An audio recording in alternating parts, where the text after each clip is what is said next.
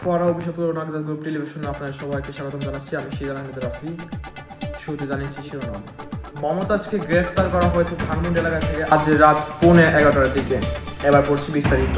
সবাইকে আবার স্বাগতম।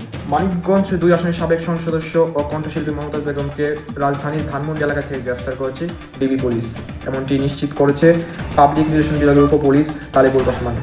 জানা গেছে 5 আগস্টের পর থেকেই উনি ওখানে গা ঢাকা দিয়েছিলেন ধানমন্ডির ওই বাসাতে। ওখান থেকে ডিবি পুলিশ ওনাকে আটক করেছেন। 5 আগস্টের পর তাকে সামাজিক যোগাযোগ মাধ্যমে কোথাও না দেখা গেলেও একবার উনি একটি গান শেয়ার করেছিলেন। সেই গানটি হচ্ছে আমার হাতে বান্ধিবি পাও বান্ধিবি। 11:15টার দিকে রাজধানীর ধানমন্ডির একটি বাসা থেকে তাকে গ্রেফতার করেছে ডিবি পুলিশ। দ্বাদশ জাতীয় সংসদ নির্বাচনে স্বতন্ত্র প্রার্থী টুলুর কাছে হেরে গেল উনি সিঙ্গার আওয়ামী লীগের সভাপতিত্বের দায়িত্ব পালন করছিলেন। 5 আগস্ট ছাত্র আন্দোলনের পর শেখ হাসিনা পালিয়ে যাওয়ার পর ওনাকে সামাজিক যোগাযোগ মাধ্যমে আর দেখা যায়নি।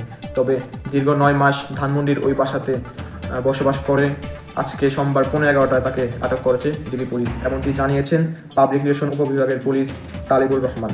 এমনটি তিনি নিশ্চিত করেছেন। এই জানিয়ে আজকের মতো সংবাদ শেষ করছি। আমি সিরাজ আহমেদ।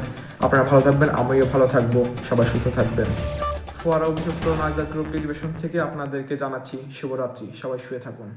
মাইলা ঘুমাইলা বন্ধু পান খাইলা